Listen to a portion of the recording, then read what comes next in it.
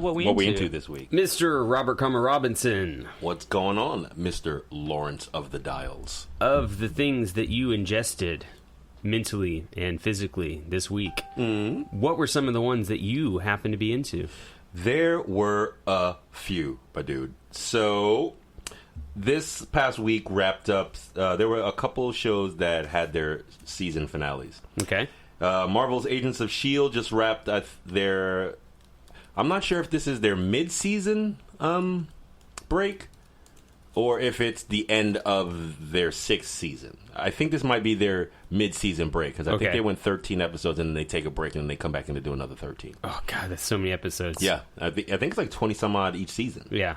They make a lot of episodes of this show. That's like Star Trek Next Generation. Yes. 23 episodes. Whoa.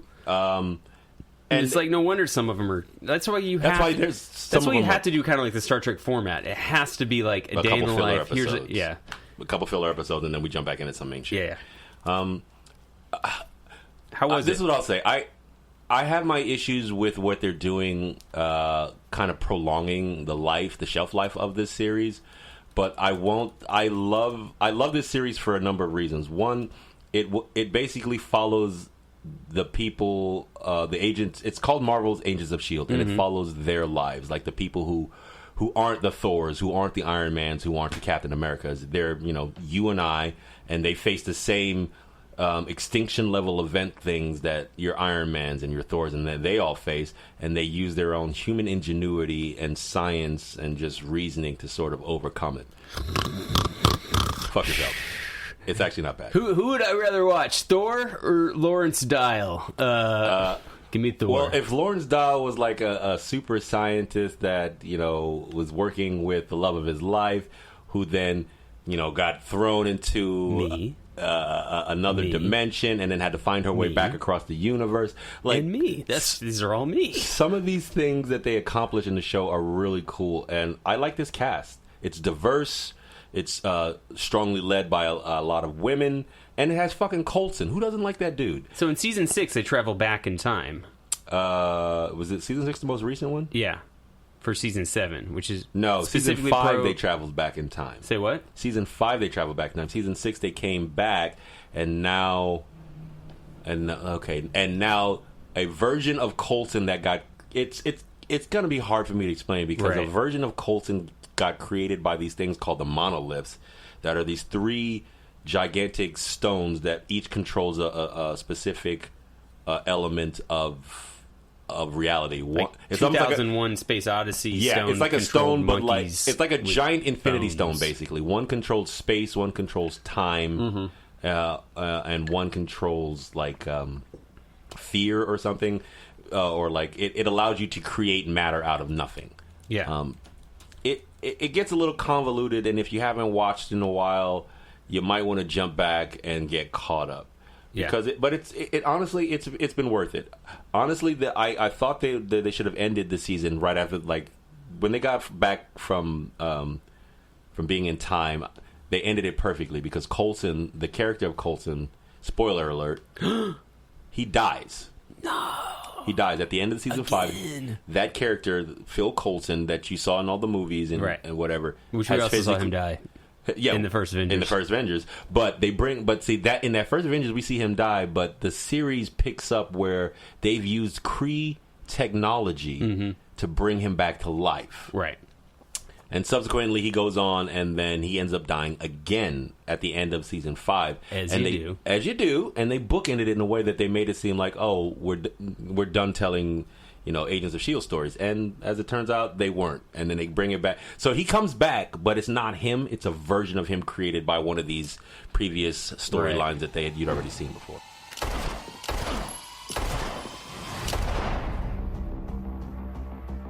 Why is it taking him so long to die? You don't understand. He's coming back. He's getting stronger. Can you really say that there's no part of you that recognizes us? I'm not the cure for your loneliness. I can feel the rage churning underneath my skin. You're afraid that this is the real you. So come on, to show us what you really are. Holy hell. So you think I can just jump into season 6 and be like, I'll figure it out? No. You can't? No. You're gonna be like, why? What? Because even now, like, I'm in season 6 right now, and I'm like, wait a minute. You have, because there's some of the agents are super powered. Yes, so I'm reading this kind of synopsis, and it's like, in Marvel's Agents of S.H.I.E.L.D. Season 6 finale, the team time travels to the past for Season 7, specifically to Prohibition-era New York City in 1930s. Over the course of the past seasons, Agent of S.H.I.E.L.D. has explored all manner of sci-fi premises, from killer robots to a tech-fueled alternate universe. Their adventures have also taken them to a variety of locations, both in space and time. In Season 5, the team time traveled to the future, and Season 6 saw half the group travel to space in search of Fitz. Right. Because that sounds easy to follow. I'll figure it out. It doesn't. How hard can it be? It's mad convoluted, bro. All right. It's mad convoluted. So you're gonna go to the end. I am going to go to the end Okay. because I've like I said, I've been with them through 6 seasons now, and the first 5 weren't that bad. The first 3 were good. It suffered from you know what, Weeds? Remember that show Weeds with not Sarah Jessica, Mary Louise Parker. Yeah, Mary Louise Parker. Yeah.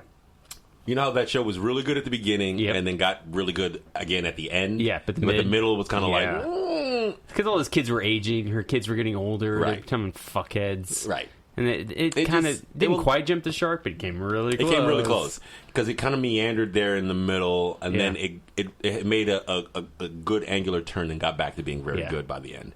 And that's where I'm kind of hoping that this will end up falling, because it was really good at the top, and then it meanders a bit in the middle, and I don't know where they're going right now. Have they addressed Endgame yet in the snapping? Not yet. Okay, that's what people are watching Not for yet. to see. Yeah, and that's kind of where I'm like, that's a little fuel on the fire. If you don't do that, why are you making these shows? Right. If you're not going to connect the smaller things to the bigger things, right? Why are you doing them? Well, hopefully, a few years from now, we'll be like, yes, WandaVision and Loki and Falcon and the Winter Soldier. They connected all these things to these movies. We might. I'm honestly, like I said, you remember we were talking about Phase 4. Phase 4 feels kind of like a filler phase for me. Yes. I want to know what's going down in Phase 5 because I know Black we're Panther getting 2. back to Avengers. Yeah. And that's what we're. I think that's where we're at now. We're at the mashup mode. When you are 43 years old, you'll have Phase 5. Dog, don't do the math, bro. Nobody likes it when you do the math, bro. 43 years young. I'll still be beautiful. You will. I don't know, man. You might have to do some work on yourself. You got anything? What were you into? I mean, pretty much you were with me, so we watched everything. So, okay. All we watched was Star Trek, The Next Generation, the entire time in Florida. But no, that's not true. We also watched that. I was also into this week this show called. Oh my god! Now I'm forgetting it. It was basically like that show with the comedians that I was watching all this week. Right. We listened to those comedians. Uncensored. I think it was called. Right. That was good. I was really into it. It's a Comedy Central show, and it's called "This Is Not Happening." Okay. It's called "This Is Not Happening" Uncensored, and I don't know how many. I think it's maybe given the premise of what the stand-up comedians were given to come out on stage. Right. Basically, the premise is a bunch of stand-up comedians come out and tell true stories from their own life. Not a bit, not a routine. Kind of true in quotes. Kind of true in quotes with that obviously they embellish for comedy's sake. You guys want to laugh, right? Welcome to This Is Not Happening. Real comedians telling real stories from their life. I'm Roy Wood Jr. Let's get it on. Hell yeah! No. Is my booty deadly? Is this a weapon? All right, everyone, buckle up. We're going to do this one by the numbers. We have done a true story tonight about crime and punishment. Danger! Soulmates! Incredible! Drugs! Marijuana. Bags of mushrooms. Drugs! Get on the bed. You got to check your butt for drugs. Drugs! So I do the line, and the back of my head catches on fire. All my friends there are all doing drugs except me. So I saw about 40 of these, and they run the gamut of people. They were good. Sean Cummings, just to name a few of the people that you might have seen on this. Sean Cummings, Eliza Schlesinger, Maria Bamford, Fortune Feimster, Nicole Byer, what's her face? Ari Shafir, Rory Scovel, Kamal Nanjiani, Kyle Kinane, David Kocher, Joey Diaz, Louis Anderson, Brian Regan. You have to read them all. I think funny people. Really funny people, but I'm just saying, it runs a gamut of people. Like, a lot of names you won't know, but a lot of names you will. Tom Papa, what's her face? She's blowing up right now. The black girl, Talib Kweli. He does one. Talib Kweli. Talib Kweli does one. Okay, I want to watch that one. That one is. I looked up. I was checking my email here because I was just like, whatever. Oh, you were like, naming names. You were like, Rob's talking. So just naming names. Who cares? Yeah, it's funny. It's really funny. What was the one I was talking about? Like the kid who's like, oh no, it was one where the guy goes to the party and it's about he's doing drugs and he's like, I should leave, but he's like, maybe I'll stay. And everyone's doing cocaine. Alligator bit the dude's face. And the alligator bit some guy's face. That one was funny. The other one was like, everyone's got that uncle that'll get you stoned when you're like 12. That's Tom Papa. Yeah. Tom Segura's. There's a bunch, like Tom Arnold. There's a bunch of cats that do it. And they vary. Like, how do you watch it? It's on Netflix? You can watch it on YouTube. Okay. Like, maybe not the whole hour, or I think the show maybe is 22 minutes or maybe an hour. Is it on Netflix though? No, it's not on Netflix. It's not. I was watching them on YouTube. On YouTube, okay. But I was watching them each specific one. Right. So they vary. Each one varies from 6 minutes to 18 minutes. It's just like these cats come out and tell a story to an audience in a strip club. Cool. Season finale of Swamp Thing aired last week. Yeah. So wrap that up. Yeah. Overall, I'd say B-. Okay. B- for the season. So what? Let's think. What's DC done TV wise? Swamp Supergirl. Thing, Titans. Not the boys because they sold it. I guess you can consider everything on the WB theirs. Yeah. So that's Supergirl, Arrow. Is Flash. this the best DC show? You know what? Right now, I'd say yeah. I say it's the best DC show on right now. Okay, so better than Titans. Better than Titans. I feel like there's one we're forgetting. I think so. I feel like there's one. Oh, Young Justice. It's not better than that. Yeah, that's animated. It's like its own little subcategory. Yeah, I guess that's true. But I consider it DC because it's on DC Network, the same. Doom Patrol. Better than Doom Patrol? That's what I was thinking. Oh, not better. On par with, but different because it's really about this character of Alec, the guy who becomes Swamp Thing, and as you find out later, as you find out in the series, it's more complicated than just him and this town, and they're trying to lay some groundwork for, I think, a more elaborate and deepened story, but they took so long to sort of parse it out. By the time you get to because it only went 10 episodes. Well, they're supposed to go 13. We're supposed to be 13. Yeah, I think that's what happened. And I think that's why it feels a little thin. Yeah. It feels a little thin. But I'd say overall, I liked it. I liked a lot of what they did with the Swamp Thing mythos.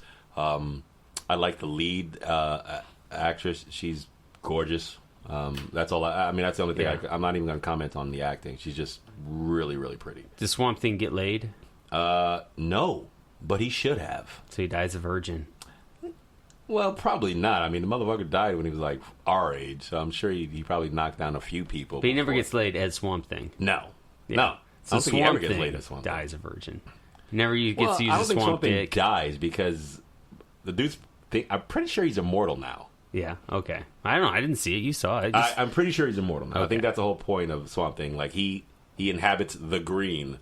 So, yeah. So the major Star Trek Next Generation episode that I remember us watching, we watched quite a few of them. They're all good. The one I'm remembering is the Pegasus.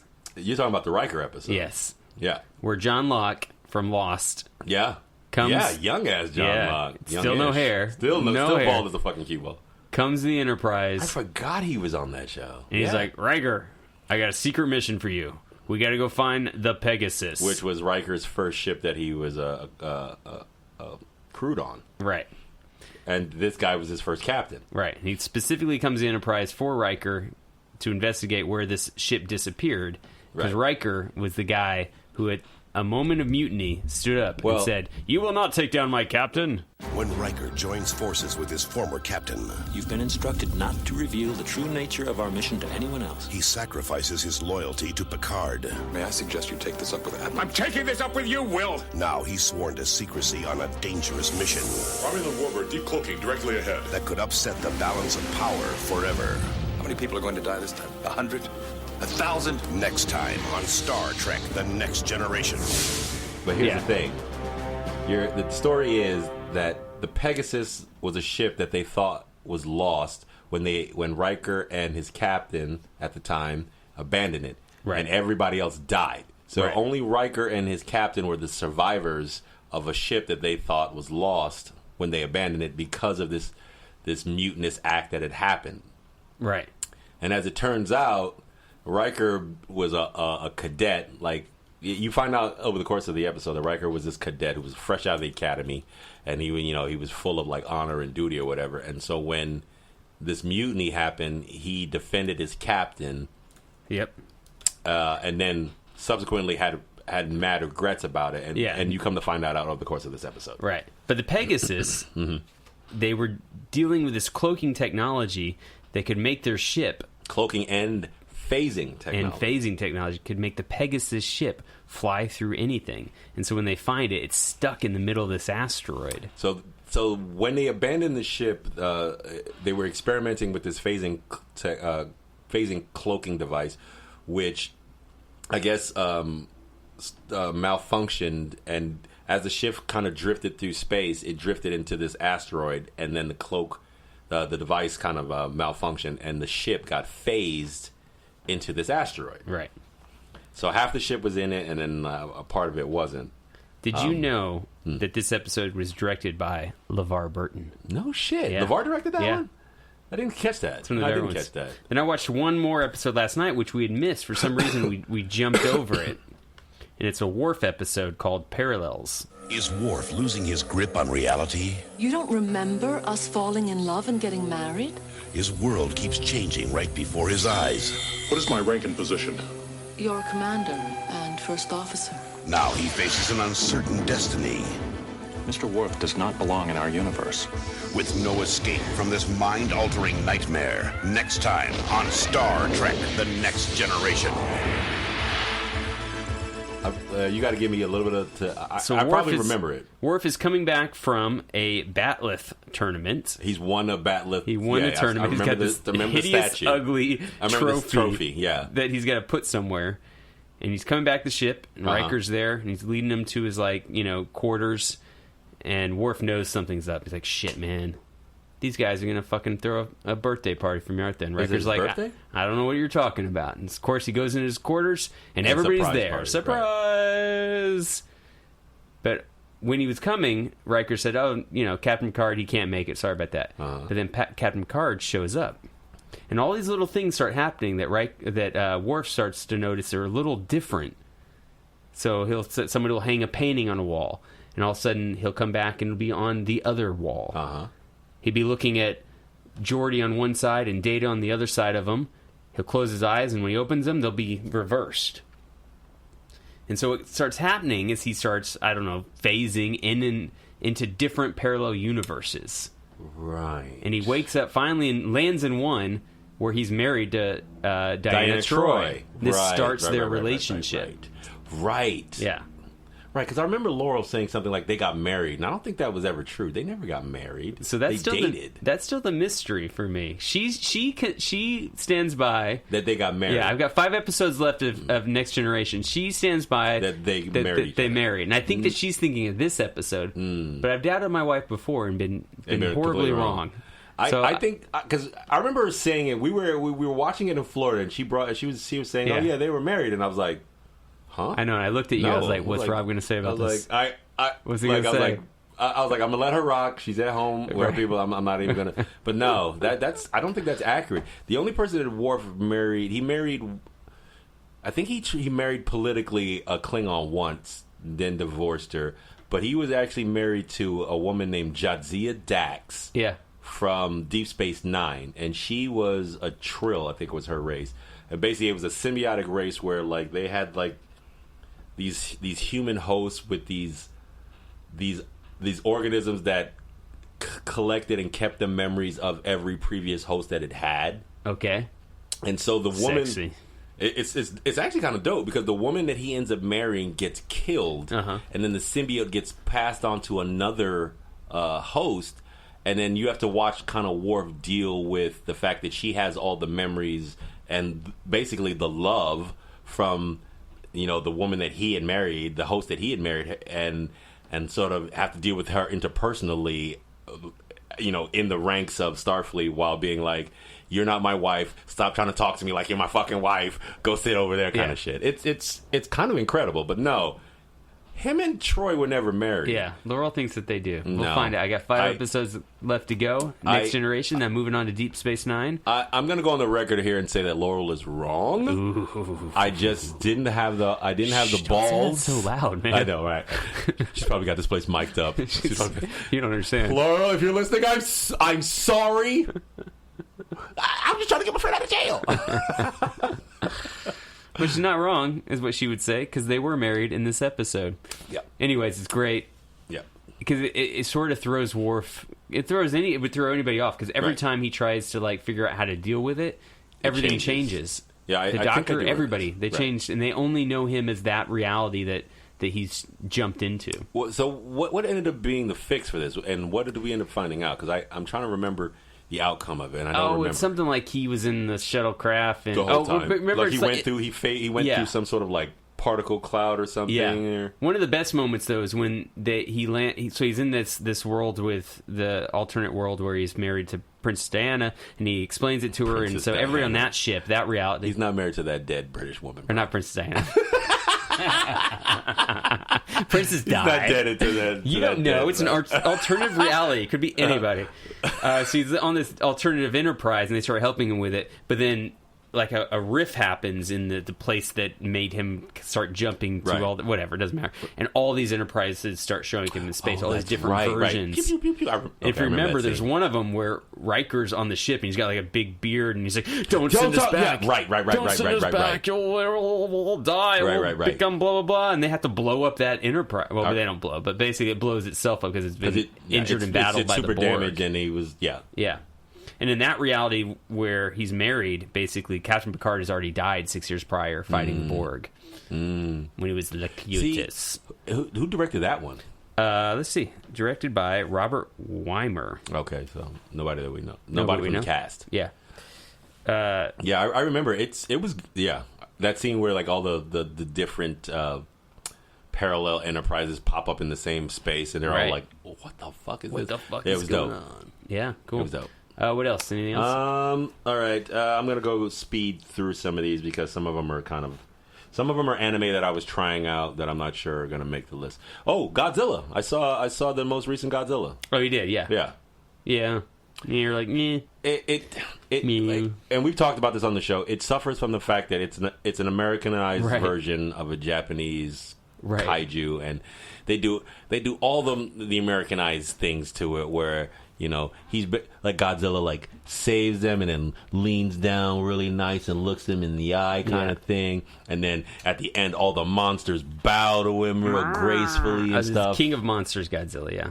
So, I mean, you took out the most important metaphor of Godzilla. You just erased it. Completely. There's no more metaphor of Godzilla in it. And now he's just a monster. Right.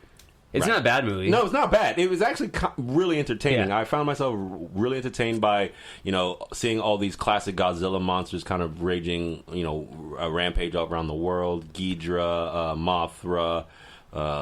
Surprising how numb you become to them just destroying cities. Right. You're just like, well the one in Mexico where he just flies over the town and then you see people getting like blown up into the sky. You're like, wow. Cool. He just killed a whole bunch of people. Cool, dude. But that is really awesome. Yeah.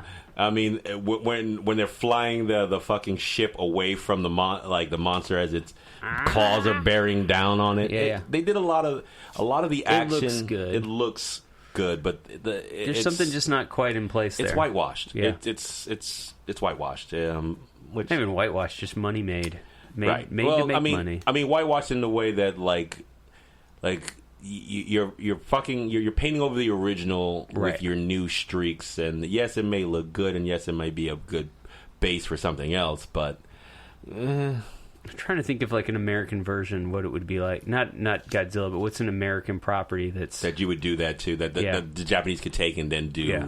Well, this is kind of to me like the same thing of taking Akira and making it an American property, setting it in America. No, that's exactly what it is. I mean, that's exactly what, and that's always going to be a problem. Yeah, because Akira is inherently so Japanese. Oh, I know what I wanted to say. I played, and to make this short, I'm still playing Final Fantasy VII, getting through it. I'm almost to disc 3, so I'm rounding towards the end.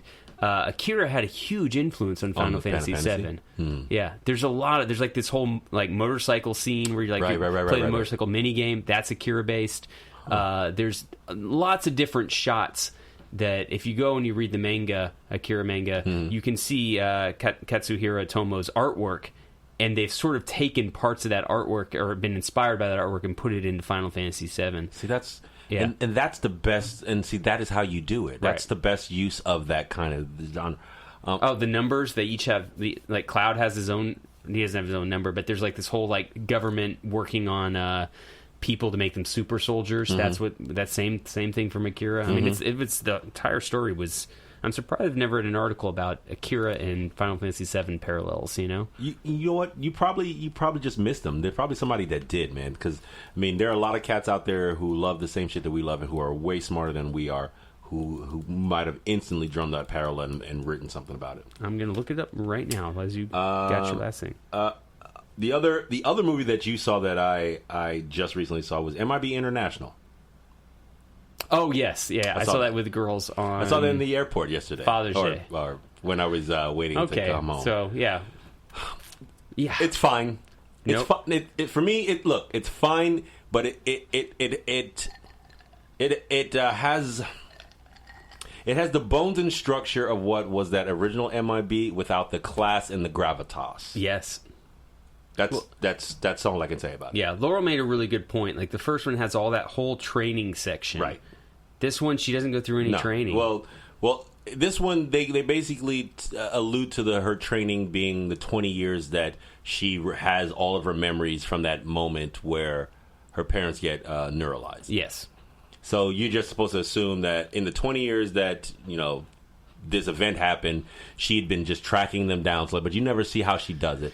Like I said, it has the bones and structure of what could have been a good MIB reboot, right? But it doesn't have any of the class or the gravitas that first one had. Yeah. Tommy Lee Jones and Will were playing off of each other in a way that made that relationship meaningful, whereas Hemsworth and old girl whose name I'm blanking on right now, Tessa Thompson.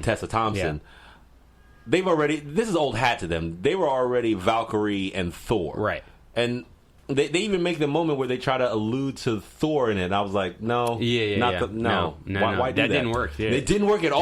Yeah. Like I was like, no, I'm put off by this now. Yeah, like why do that?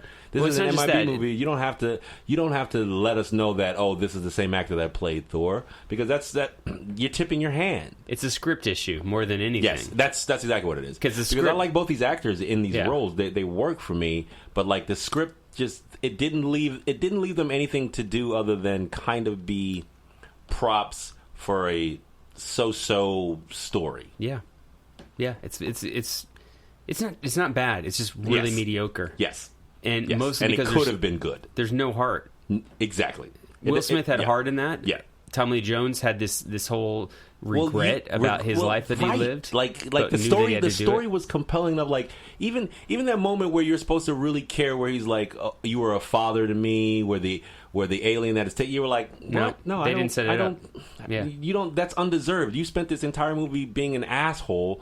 And now you're going to redeem yourself by claiming this. Where did we see that? How has that been processed over the course of this hour and whatever change? So it has, like I said, it had the structure and the bones of something kind of great for an MIB film, but it didn't have the gravitas. It didn't have the class. It didn't have the je ne sais quoi, for lack of Right. a better American term. It finally gave us like this female man in black agent, right? Which the first movie gave us at the end, and then they were like, "No, forget that. We can have a female." They even go so far as to like make it a thing with she was like because who plays the head MIB agent? What's her face? The British actress. What's her face? Tessa Thompson. No, is it Emma? Is it Emma Thompson? Yeah, it's Emma and Tessa. Yeah, Emma and Tessa. There you go. So, and Emma Thompson completely underutilized in this movie. They used Liam more than they used Emma, and I was like, I feel like because they have that whole moment where she's like, really? They're the Men in Black. She's like, don't start. I brought it up. Right, blah, right. blah, blah, blah. And then also later, Dark Phoenix had the same moment in another movie. The X-Men should be more like the X-Women. And then later on, he's like Hemsworth is doing his like bravado thing, and he's like, yeah, we're the men and women in black, and you're like, dude, what is this? Like 1992? Like seriously? It wasn't bad. Way. It wasn't bad. There were a lot of general it fell into that if this was a cartoon, would I enjoy this? And I would, but it would have a lot of fucking caveats. Yeah. So it was just a weak script. It was a weak script. It was hamstringed by a weak script. Yeah, hamstringed by a weak script. But the actors are good. The action is good. The overall bones. You could do worse. Yes, but you're not going to come out. They could have and that was actually what was surprising me. Like you had all the bones to make a good MIB picture, but you just chose not to. Yeah. Okay.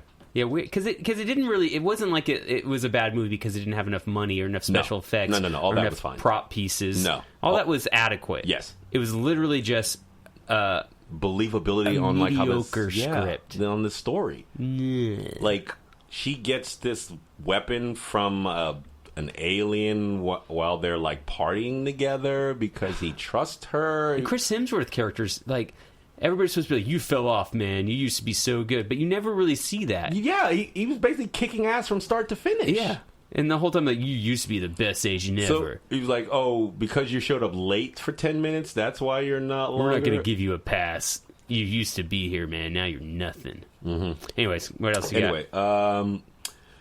Dear White People, it got double starred for me. Because it's the third season now?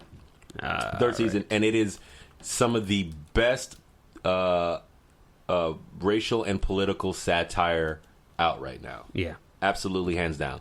And I don't know if you remember the movie. Speaking of, Tessa Thompson was in the movie. I don't remember the movie very well. I've seen the first episode of this. Go back and sit through this. It is phenomenally well written. Yeah. And there's a mad bunch of cats. Juan Carlo Esposito. Yes. Gus. I've met him. He's a really nice guy. Yeah. Nice I dude. bet. I love that dude. He has been in the zeitgeist of my knowledge since I was a child, and he always amazes me as an actor. Because remember how we were talking about how, like, in the canon of acting, you want to do all of it. Yeah. Juan Carlo has done all of it. Yeah, you know what I'm saying. And he narrates two and a half seasons of this, and then finally in the third season, he makes an appearance as an actual character in the show. Is he narrating it? I can't remember. Is he narrating it from the perspective of a character that we're going to see? Yes. Okay. But you don't know that until this season. Got it. Like, he's basically been narrating it since the beginning of the show, and then he shows up in this third season, you're like, oh, wait, what? Yeah. It kind of flips the whole paradigm of the show on its ear, because he shows up and is enlisting the some of the main characters to kill the narrator. Right. But you as the viewer, you're like, wait, what? Kill the narrator? Like, and I didn't know if that was something like as writer, is it a literary term where they tell you to do that or whatever? But it's a vastly great show. The cast, the writing, just go and watch it. Okay. Yikes. You're listening to Dear White People with Joel Brooks. Same title, new spin. So, the show's gonna be a little different with your girl. We're going to touch the major issues, both political and pop cultural. Hunty, it's after Labor Day. What are you doing with all this white? What, is that problematic? Yes. That's problematic. I'll have guests who know all about the Supreme Court, and guests who think the Supreme Court is a Diana Ross-themed drag race challenge. Listen up, you. you bougie mother. Okay, bitch. This is the deep end of the gay pool. You still got your little floaties on. What you need to do is begin every sentence with trigger warning. You know, no one showed up to Black August today. Reggie's all booed up. Sam's checked out. I guess I really don't know what to do. Reality. I need grits. Cook was on a world domination tour. I feel like pre-Sasha Fierce Beyonce. Perfect in every way, yet still not good enough for the relentless white masses. You just gotta lean in. I'm guessing her people came in on a different ship than ours. What? Where's the lie? She white, right? Whoever told you life would be comfortable Lied to you. Sometimes you just need to grow up and accept that you're...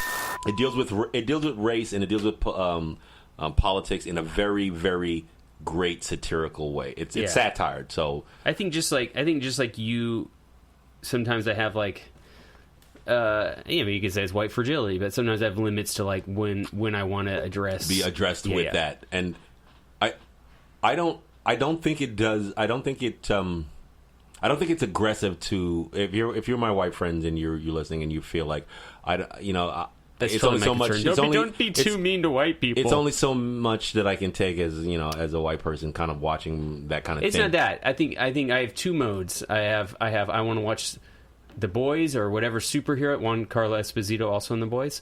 I want to watch just junk, not junk, but just good stuff that's not making me think in a cerebral like I'm going to fix the world type of way. Then I have other modes where I'm like, I'm going to watch John Oliver, then I'm going to watch that Netflix documentary, and then I'm going to watch these different things. I feel like this show does a good job of writing that fine line. Right. It does both, where it's like, I'm thinking about that, but also this is actually really funny and kind of on point and very right. Like the main lead is half black and half white. Right. And she is a higher up in the black student union at this college, but she's also in love with a white guy. Right.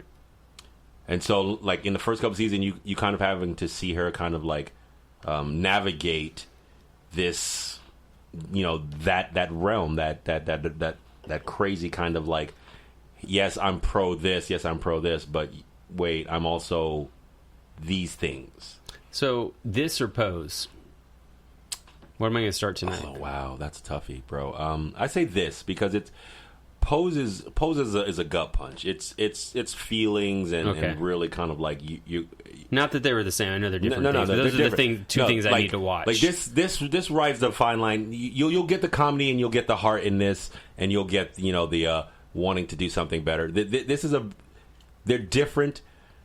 Pose is gonna punch you in the heart because it's all about like humanity and about a sub group of people. Not even I use the word. I hate using the word sub because it makes them sound like they're lesser. But it's a group or not sub, but a minority group or a fringe group that has never had their stories told and has never been kind of brought to the forefront, even though so much of their culture manifests itself in our culture, right? And telling that story from a time and an age where we recognize the 80s, like you'll be like, oh shit, I recognize these tropes, I recognize these people, I recognize this world from when I was growing up. So you'll reflect on it.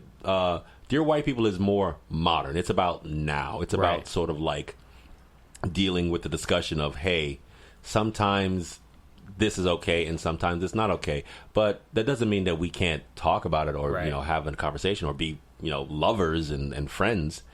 Right. So it's got the best title. I mean, Dear White People. Yeah, it's a great title. Yeah, it's and it's basically it's the title of the radio show that the lead half black half white character has. Right. Okay. Because it's a great title. Go back. Start with Dear White People and then go to Pose. That'll be tonight for me. No, that won't be. But I appreciate you saying that. Should we move on to... I've got 2 more things, and then we can jump on to something else. We only got 15 minutes. Oh, well then, Captain Marvel, Black Way, and the newest one, Wu Assassins. Tell me about what's Black Way real quick. Black Way is a movie with Anthony Hopkins, Ray Liotta, what's her name from Save the Last Dance? Is it good? I think it is. Okay. Okay, and then talk about what's the last one you got? Wu Assassins. Oh, right. I saw it on Netflix. It's brand new to Netflix, and this is what I'll say about it. It has a lot of potential. It's a kung fu. It's basically like an anime that they made into a live action with a lot of really great people as far as like the martial artists that they use, and you'll recognize a lot of these people, like at least the main guys. You'll recognize a lot of the main guys, the big bads, and even the lead guy who plays the chef. You'll recognize him from movie. He works. What it suffers from is an overuse and over a reliance on CGI. Ooh. And not really good CGI. It's kind of like Avatar meets. You remember that Avatar: The Last Airbender? Or Avatar: The Last Airbender. Okay. Not Avatar. James Cameron. Yeah. Avatar: The Last Airbender meets. What's that Abby Wong movie that she just recently did? My Maybe Something. Yes, My Maybe Something. Yeah. Because it's about Chinese Americans in San Francisco, but there's a Avatar elemental bent to it, where this guy who's a chef becomes the one, and he has to take down these Wu people. This Chinese chef who becomes the Wu assassin. Basically, he's like the spiritual ancestor of 1,000 monks who has to then kill off these elemental warlords who get corrupted by the elemental powers that they have been given: wood, fire, air, water, earth, and I think metal or something like this. Since the beginning of time, the Wu warlords have brought suffering and death to our world. But 1,000 monks sacrificed themselves to empower a chosen one to stop them. I've been looking for you, Kai. You have the power of the monks. Their strength flows through you. Their faces will protect you. What's this got to do with me? You're here because San Francisco is where the path of the Wu warlords converge. I'm just a chef. No, Kai. You are the Wu assassin. The Wu assassin is a threat to me. Which means it's a threat to you and to Chinatown. Find the Wu assassin.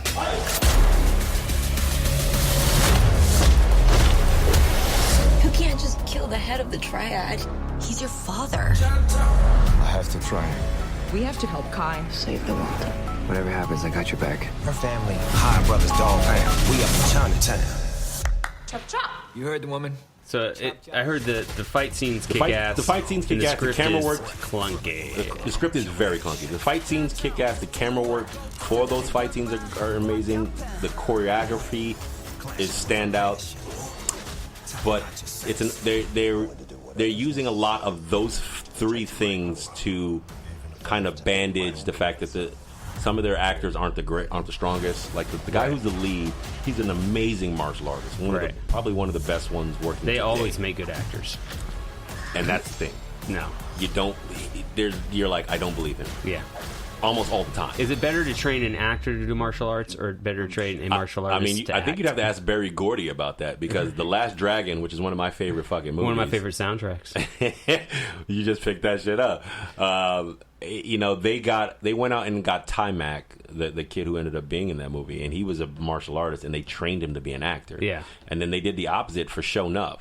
Yeah. Shonuff was like an accomplished stage actor, and whatever, and they trained him to do the martial arts you saw him do in that movie. I can't remember who was better. That's what I was going to point to you. I was going to be like, no, who do you think pretty bad. accomplished? Who do you think was better in that? And see this, and that's what this kind of thing suffers from. It suffers from a little bit of that, and the script is kind of whatever. But what the highlights for me are the fact that the diversity of this cast.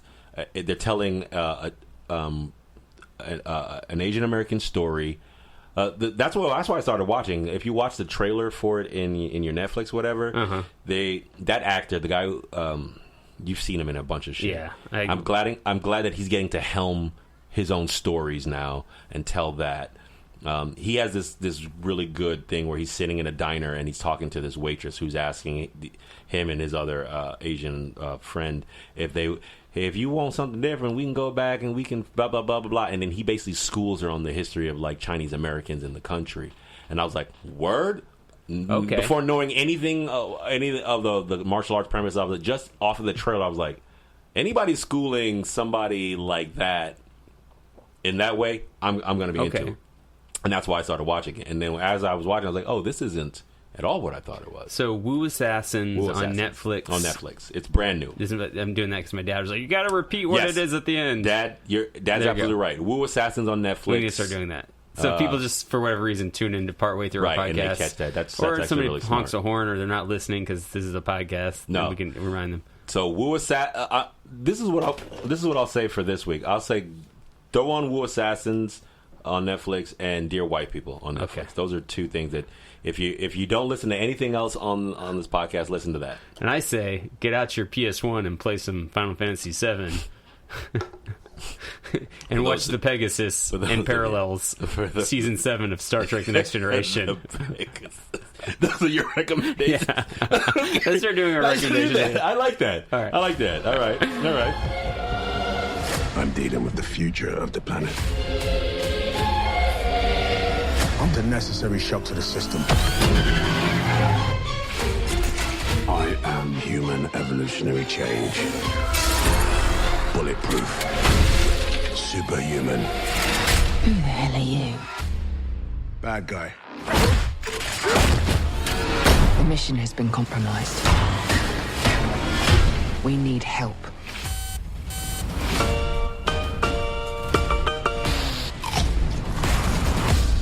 Our target's name is Brixton. He's a ghost. We're gonna need the best trackers in the business. Luke Hobbs. I'm what you call an ice-cold can of whoop-ass.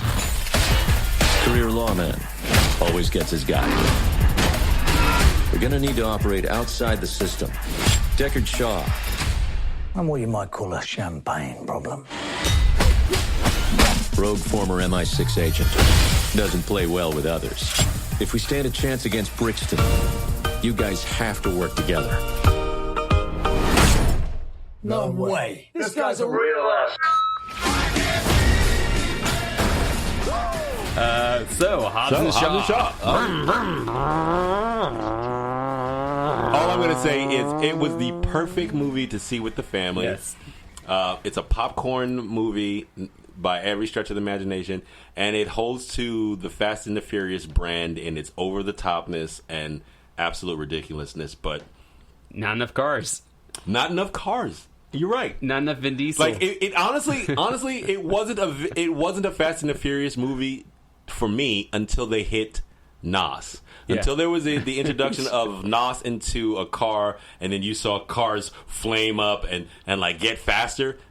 It wasn't, and that didn't happen until the last third. All the way from the beginning of this, all the way because you don't. I mean, you've seen this movie. If you saw the preview, you saw this movie. It is. It's over the top. It's loud. It's ridiculous. But I liked a lot of what they did. Like, there's a lot of shots that they did. Like the opening segue for me, like where you're seeing Hobbs and Shaw live side by side. They're basically going through their daily routines side by side, and that's the opening of the movie. And then it subsequently kind of parses down, and you see them from their different aspects and their different lives. But it all gets booked into this thing about family. Yeah, because inherent in every single one of these Fast and the Furious movies is the underlying theme of family.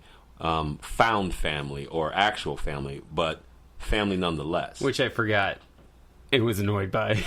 It came up, and then we were leaving, and it was in the back of my mind. I was like, yeah, that family stuff is a little on the nose.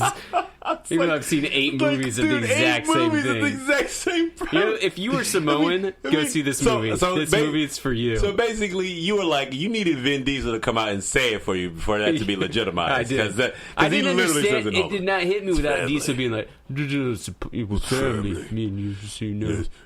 Are you so like God, Brian? You so like God. Family. Me and Michelle Rodriguez. Family. Bro, I honestly did not. I'm gonna be honest. I didn't miss Vin in this. No, I don't miss Vin in these movies. Like I said at the top of the podcast, Tokyo Drift is one of my favorites of this franchise, and it was mostly because The Rock was not The Rock, but Vin wasn't in it. Yeah, it was a completely different set of characters. Maybe that's what I'm watching tonight. In a complete, if you haven't seen it, bro, you should definitely go see it tonight. You should put that on the list. See it tonight, so we could talk about it next week. And Those you'll be are just like, my snack movies. They're movies I put on when I'm stoned and I need to eat snacks, and it's 2 that's in the morning exactly when I should be going to bed. There is no way you should be watching these Fast and the Furious movies looking for like political intrigue or being like, that's a very good comment on the use of fossil fuels in America. I do think these movies could be better. In what way? Lots of ways. Okay. But first, I want to talk about the box office. It made $332 million so far internationally. Internationally, right? And we were just talking about what just made 300. We're going into the third week here. What were we talking about? We were talking about the Planet of the Apes movie, right? Only made 300 million international 20 years ago. You know what I'm saying? Here's the movie. So Fast and Furious first movie made $363 million. These are not adjusted for inflation. Too Fast, Too Furious made $236 million. Should have. Okay. Wasn't that good? What comes next? Tokyo Drift. The Fate of the Tokyo Drift. Let's see. Tokyo Drift. Tokyo Drift was technically the third movie. 158 million. Right. The least favorite of that. Okay. Right. The Fate of the Furious, 1.239 billion. Or maybe the Fast. Right. The Fast. Yeah, that sounds right. So wait. So there's a movie called Fast and Furious, and there's also a movie called The Fast and the Furious. No. There's The Fast and the Furious. That's the first one. Too Fast, Too Furious. That's the second one. There was Tokyo Drift was the third one. Fast and the Furious 4. Wait, no. There's a 2009 Fast and Furious. Who's in it? Vin Diesel. And what's the premise? Dominic Toretto is forced to come out of hiding when a loved one is brutally murdered, leading to L.A. to track down the culprit. Yes. He crosses paths with Brian O'Connor, the FBI agent who's undercover. And what's it called? Fast and Furious. That's. It doesn't say Fast 4? No. It's just called Fast and Furious. Yeah, that's Fast and Furious. No, the. Fast and Furious. Yes. I feel like they changed Fast that. and the Furious is Dominic Toretto enjoys the adrenaline of street cars. So that's the first one. Yeah, that's the first one with him and Oh Boy. Right. So that made $207 million. Fast versus, and the Furious. Yeah. Which one's that? That it's the one after Tokyo Drift. Oh, so that's the third one. They just call it Fast and Furious. Interesting. Okay. Interesting. And then Fast 5 made $626 million. Okay. Then I guess it would be the Fate of the Furious, 1.2 billion. Then we got Fast and Furious 6, $788 million. So it did not break the billion.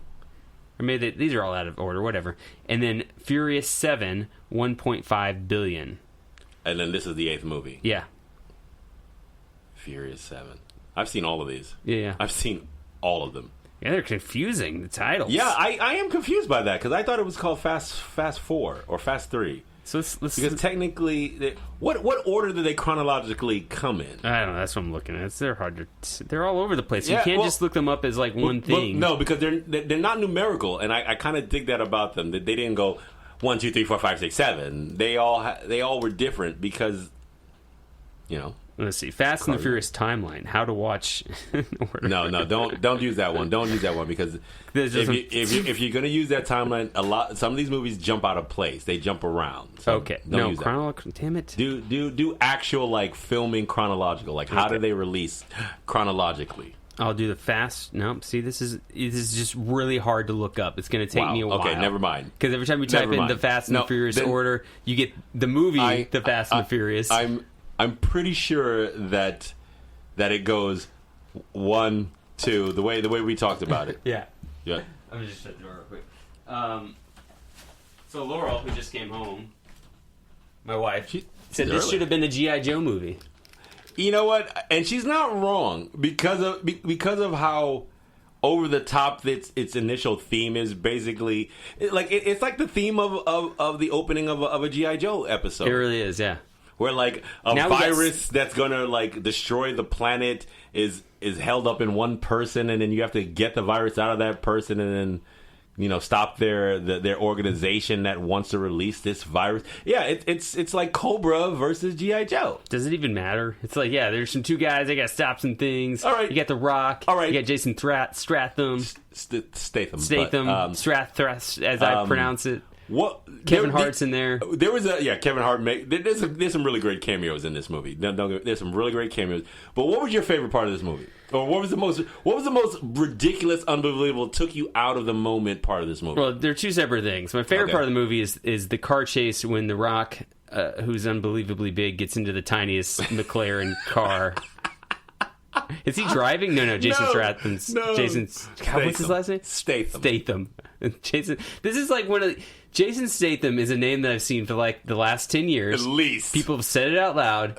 Many times. But I've rejected that reality. You're like, no, and only phonetically, this is how you have to say it. I decided I will only pronounce it the way I want to pronounce it, and I will not mentally learn. His name is Stratham, and I shall hear nothing of it, sir. I'm just calling him Jay. So Jay and The Rock. Oh my god! They're in the car and they're driving, and what's his face? Idris Elba's character is pursuing them on the motorcycle. Idris Elba. Idris Elba. Pursuing them on the motorcycle. That motorcycle was cool. It was like a transformer. Was amazing. Yeah, I didn't understand how it worked. I don't understand. I need to see that movie again, but I need to be able to like see it smaller.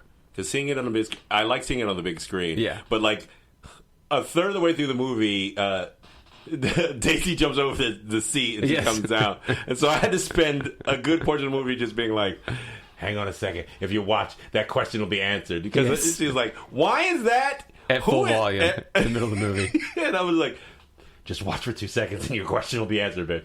So there was a disconnect for me, but I needed to watch it again. I had a moment where I was like, because they were being a little loud, but not too loud. I was like, because we walked in and there were a bunch of teenagers in there and they were vaping. Oh, were they? Oh, remember we walked in, we saw the vape in the air. Oh, word? Yeah. Okay, because I did that at one point. That was you later, I know. Yeah, okay. But the kids were vaping when we walked in. Not that I cared. I did. But then as soon as we sat down, because we sat down right behind them, then they got up and left. Yeah. And later came back. Then they came back. But they sat somewhere else because you stole their seats. Yeah, well, the whole row. I guess they didn't want to sit with me. But I had a moment where I was like, what if these kids complain about my kids being too loud? And then I got to defend the fact that I brought my 8 or 7-year-old daughter and my 10-year-old daughter to go see. This was the thing because PG-13. This is the thing I had. As I was watching it with the girls, I found myself more concerned with the content that they were seeing than I was in enjoyment of. Like there was parts of the movie I was like, oh no, cover your earmuffs, motherfucker. Earmuffs. Was that because of cursing? Well, or was that because of what was that for you? Because I've been dealing with that for a long time. For me, it was some of the cursing. It was some of like the banter that they were have. I'm gonna kick your balls so hard that that kind of thing. And then at one point he starts making out with her real hard in a way. And just the one kiss though. He just gets the one kiss from Jason Statham's JJ's sister. She's good in it, whatever her name is. Yeah, I'll figure Nikki? here. Vanessa Kirby. Vanessa. Yeah, she's really good in it. She's really good. Either her stunt double is really good, but she did some of that stuff. She looked tough. Yeah, she's been in The Crown. She was in Mission Impossible. Mission Impossible, right. She did the Mission Impossible. Was it Fallout? Yep. Yeah. Fallout. Frankenstein Chronicles TV show. She earned her money in this one. She was in Jupiter Ascending. Was she? Yeah. Oh wow! I almost watched that the other day. It's surprisingly better than I thought it was going to be. I'll just say that.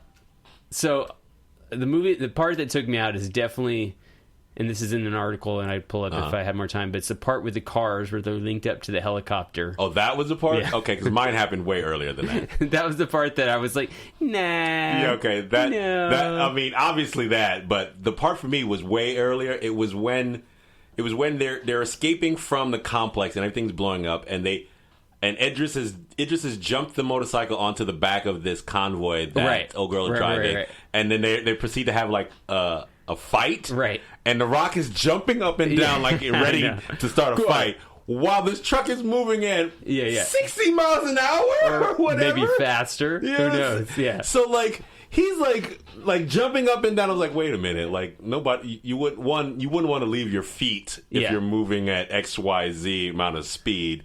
And then they proceed to have like this ridiculous fight on the back of this flatbed truck. This is not reviewed as one of the best movies in the franchise. It's for a lot of it, it's not. Yeah, and I think the reason is the Fast and the Furious movies are about cars. Yeah. Right? So they get really good car director, people who can, like, cinematographers who can, like, shoot cars and make them look really cool, make that shit exciting. And other than the three kind of, like, set-piece car chases... which aren't very good. Well, they're okay. I would say that the first one was the best. Yeah. With McLaren and the motorcycle. And the motorcycle, where you see the motorcycle go under the semi, which you saw in the preview. Did you? I don't remember seeing that. It's all over the preview. Where he's like the bike, where he grabs the bike and like rides it around the corner or whatever. Yep, numerous times in the previews I saw it. Then the other one is the one you're talking about, where the smokestack almost falls and crushes. Right. Yeah. And then the last one. When they're in Samoa. And they're linked up the cars to the helicopter. To the helicopter, yeah. They're all ridiculous, but there's also something that feels like you watch them and you're like, they're into it and you're exciting, but they're also boring at the same time. Because the other thing, that large portion of the movie is fight choreography. Right. And it's not bad, but it's not that Mission Impossible level. It's not that James Bond level. It's not even going to be like You'll in the first episode of Wu Assassin, you'll see it's kind of on par with that level, but done better with the cinematography. See, I think when you're talking about fight choreography, you got to have two things that are done well. You have to have the camera work that is complementing what the actors are doing, and I don't think at any point in these movies does that happen. Right. Where the fight, because as much as fighting as you see happen, it's almost hard to see and understand. Because it's filmed blurry. It's like Batman Begins style, where it's like things just move around. Where you're like it's real close, and the camera does a lot of like everything's short cuts. The other issue I had, and I'll ask you this: not that I think the Fast and the Furious movies should be rated R, but when you're taking I think they should be. When there's sections of the movie where somebody picks up a gigantic wrench, I think so. And as hard as that, when the rock hits you across the face, as hard as you can, with a steel 1.5 foot long wrench. Do you hear the bullshit about like these guys' contracts where they both have written into their contracts that neither one of them can lose a fight? Oh, really? Yeah. Yeah, neither one of them can lose a fight, or if in the choreography of the fight they can't take shots. They're like, because if you notice, like when they would square off, like none of them would get really good hits in. Like they have it in their contracts that like their characters can't look like they're losing. If that's the case, it made the movie suffer. Yeah, because we need to believe Indiana Jones, Raiders of the Lost Ark style, that these guys are taking a beating. Right. But what makes them so tough is not necessarily their muscles, but how they keep going. Right. Yeah. Yeah. And this it becomes the pounding and the hitting. After a while, you just become numb to it, and nothing seems to take any effect. So then you're just waiting for the movie to conclude, really, and these guys prevail. I mean, especially in that last scene where it becomes where they actually show you like the slow motion of like people taking shots, that kind of thing. Black Superman, they're trading shots. The movie, climaxes with them realizing we have to work together as a team. When he hits you, I'll hit him. And you're like, really? I'll take a shot, and then you take a shot. And then you take a shot, and then I'll take a shot. You guys were taking turns before? Like, what the fuck were you doing before all this? They were literally taking turns before. That's literally what they were doing up until that point where they're like, maybe we should work together. It's 2-on-1. So I think, it was an entertaining movie. It was great to go see with my mom and dad and my kids. It's not a good movie. You know what I mean? It's not a movie I'll probably watch again. I think I would rather watch Tokyo Drift. I watch Tokyo Drift. Drift. I watch Tokyo Drift occasionally, maybe once or twice a year. Yeah, I'd rather watch Vin Diesel drive a car out of a skyscraper into another skyscraper. In Tokyo Drift, they race down a mountain, and you actually see them race down a mountain. They pull the camera up. And this is that famous mountain in Japan where Mount Fuji. Not that one. Not that one. It's one of the famous. It's a famous racing one because the road is built like this all the way down the mountain, and they basically show you this race. And even when they use the CGI to sort of like accent it, you're like, all of this is fucking awesome. Yeah, all of it. Tokyo Drift. I feel like if any movie in this franchise you would like, it'd be that one. Yeah, I just do because it's culturally different, but it has an American lead. and they don't lean away from the fact that he's a gaijin. They call him a gaijin most of the movie. Who's the American lead? Oh my god, I forget this actor's It's not Taye name. Diggs? No, it's not Taye Diggs. It's a cat you know. He was in, I want to say American Gothic. He was a child actor from American Gothic. White dude. White guy. Okay. Yeah. Whatever, I figured. Yeah. And then, you know, little Bow Wow is in it. I guess at this point he's probably Bow Wow, not little He's anymore. big Bow Wow. Yeah.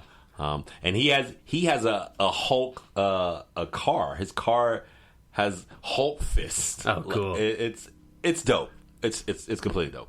Because I think that's sort of like part of the excitement of like watching a Fast and the Furious movie is like, look at that car, look at that car, look at that car, look at that yeah. wreck, look yeah. at that wreck, yeah. look at that thing happen, look at yeah. that jump. That's a stunt. Yeah. That's a Smokey and the Bandit style jump. You know what I mean? In Tokyo Drift, what they introduced to you is a different form of racing that you've ever seen in any of these previous and movies. that we'd never seen before that in that right. movie. Yeah. Because before that, you've just seen like quarter mile, two cars side by side going like this. In Fast and the Furious Tokyo Drift, they're racing through a parking garage. Yeah.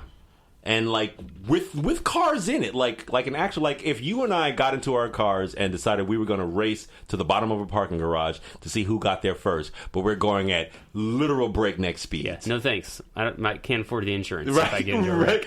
That's what the Fast and Furious Tokyo Drift is about. And then they take it from the parking garage to a mountain with the same sort of aesthetic. It's one of the doper ones. It's completely dope. Okay. Yeah, because this one it had that G.I. Joe kind of fight aesthetic, but it didn't excel at that in the same way that the driving cinematography excels in the other Fast and the Furious movies. And the hamminess of the writing, it's like I know it sounds like I didn't like this movie because I'm talking about it this way. We liked it. I liked it. Yeah. I did, but with full caveat knowing that. But like if in the same vein, if I was going to watch this as a cartoon, yeah, come on, this would be one of the best ones ever. Yeah, sure. It was hammy. The dialogue was good. The dialogue was completely hammy. What was the last R-rated movie The Rock was in? I don't think he does R-rated movies. Doom. Is that it? It was Doom. Doom was the R-rated movie, the last R-rated movie. The Rock. Is it really? I'm pretty sure. I'm going to run through these real quick because I was thinking about this. I was like, this dude is just going to make PG-13 movies. Well, I think he is now. I think Doom literally was last. And that's with old boy Urban from The Boys. Yeah. Let's see. Oh, right. Carl Urban's in Doom. Okay, so where are we at here? 2019. Ballers. I'm on television. Crap. I guess it is. Hobbs and Shaw. Shazam. Nope. Fighting with My Family. PG-13. Skyscraper. Rampage. Jumanji. Baywatch. Fate of the Furious. Moana. Central Intelligence. Jim and the Holograms. He was in that. Jim and the Holograms? Yeah. Really? Yeah. They made a Jim and the Holograms movie? Yep. I haven't seen the Jim and I gotta go. I gotta go look that up. San Andreas, Furious 7, Hercules. We should go back and watch Hercules sometime. No, it was PG-13. it's trash. Empire trash State, direct-to-video film. Don't know that one. Yeah, I'm telling you, it's gonna be Doom. Yeah, that might be it. G.I. Joe Retaliation. Snitch. No, he uses the term. I think. Motherfucker, or he uses a lot of real harsh language. Right. In Doom. It's hard watching him in Doom. I actually loved it. I was like, whoa. Because it that movie pivoted in a way that I wasn't expecting. But Southland Tales 2006, which you've never seen. No. Southland Tales? It's rated R, yeah, he's in that. Don't know that one. It's good. It's by the guy who directed... Well, it's really weird, man. It's by the guy who directed Donnie Darko. Uh-huh. Oh, yeah. I think we talked about this before. And you said that was the last rated R one? I think so. What year was that? That was 2006, right after Doom. Right after. Yep. So he made a couple rated R films, and then was like, hard pivot. Yo, I gotta get this Disney money. So let me go ahead and do The Tooth Fairy and some of these other jumps. Isn't The Other Guys with Mark Wahlberg? He's in that. Samuel Jackson, that's rated R. So that was 2010. Yeah, but he wasn't featured in those. No, he's not featured. So that's movie starred in, maybe. What else? Anything else you want to say about Hobbs and Shaw? I got one comment. I would... Okay. Well, we were in Florida, and we got our tickets for like $6. Yeah, $6. That's the price to pay. That's the price to pay for this. Yeah. If you're living in New York, don't go see this in the theater. Nah. Catch it on bootleg from Watch the bootleg Tokyo lady. Drift. Watch Tokyo Drift. Wait for a good torrent. Yeah, you can watch this at home. Yeah, it's nothing you haven't seen before. It's over the top. It's cartoony. It'll keep you eating popcorn, and you'll be like, "Oh my god, that was 2 hours." Yeah, yeah, but yeah, I liked it, but it's It's because I like this franchise and I like that cartoony, over the top nonsense.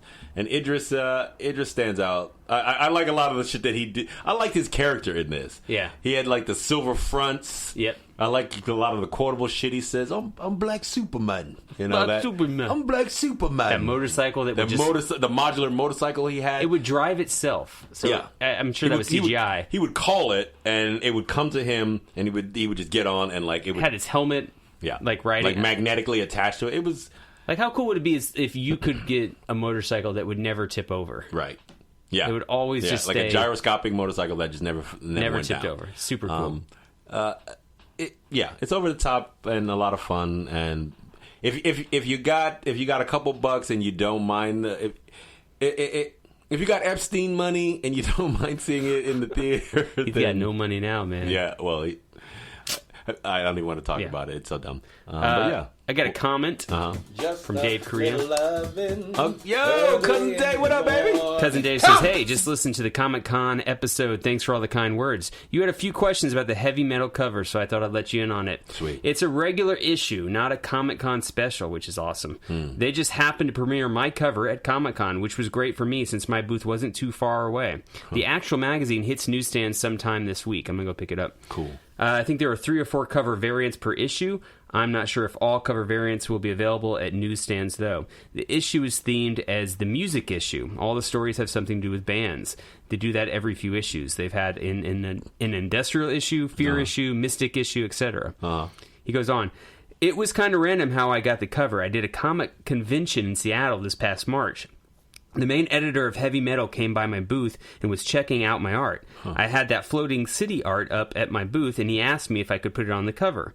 I told him that sounded good and asked if he'd send me more info about it after the show. A few weeks went by and I didn't hear from him, so I just chalked it up to another opportunity that fizzles away. That kind of thing happens a lot. Then one day he emails me and says, hey, we need that image by tomorrow so we can lay it out for the press. I originally created the art as an album cover for Rob Sonic. Actually, he's from the Bronx and part of the old Def Jux label. Have you heard of them? Aesop Rock used to be on that label also. I have heard of Aesop Rock. I've heard of Rob Sonic, but I know Aesop Rock's music, but I don't know Rob Sonic's music. I don't know Rob Sonic's music, but I know of him. Yeah. The album is called Defriender, and it's super good. Anyway, I'm really enjoying the podcast. You and Rob have great chemistry together. Rob's ability to remember little details from movies he's seen only once is fascinating. I also like how he can watch a little bit of a trailer or just catch a mention of a show, then surmise the entire plot with accuracy. Hearing Laurel on the show was great, too. Her attitude is amazing, and it was nice to hear her different opinion on all the stuff that you and Rob may have originally agreed on. Yeah. Also, I need to send you the second record. husband, Dave. That's my moniker. Give me your address. It's 271. No, I'm not going to say that over there. Yeah, what are you doing, bro? 271 Philadelphia Avenue. What are you doing? No, it's not. I'll send it to you, buddy. That's it. Yo, all right, man. Well, I guess. Yeah, what are we on for next week? I don't know. Oh, we got Glow. We got Glow season. I forgot about that. I would have watched that last night. I started it. Yeah. It's good. Glow season 3, right? It's good. Yeah. Yeah. And whatever else comes up, we'll see what happens. Maybe it'll be another movie. All right. Well, shit, man. I'm your boy Rob Karma Robinson, yo. And I'm Lauren Style. And this is What We Into. You hit us up at What We Into on Facebook page, whatweinto@gmail.com if you want to send us a comment. Patreon.com/whatweinto. Dial_Lawrence on Twitter. That's it. I think that's it, man. All right. Yeah. Peace. See you next week. That's when you know you need it, and you know you need it bad. You say it every summer, what makes it go so fast? And later on you wonder what makes the winter last. While the springtime you've been waiting for never comes somehow. That's when you know you need it, and you know you need it.